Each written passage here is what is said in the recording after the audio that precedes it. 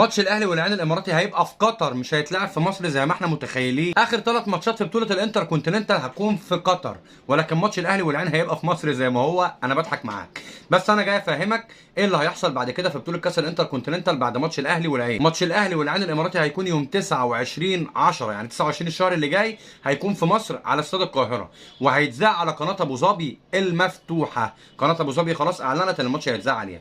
ولكن ايه قصه قطر؟ تعالى وانا اقول لك. موضوع قطر انهم كان بيقولوا ان الماتشات اللي بعد كده هتتلعب على ارض محايده. خلاص الفيفا اعلن ان قطر هي اللي هتستضيف البطوله من بعد الدور الثاني، يعني من بعد ماتش الاهلي والعين الاماراتي. يعني بطل امريكا الجنوبيه وبطل امريكا الشماليه هيلعبوا في قطر، والاهلي لو كسب العين هيلاعب اللي هيكسب منهم في قطر، والنهائي هيكون في قطر. يعني لو الاهلي وصل للنهائي يلعب ريال مدريد في قطر.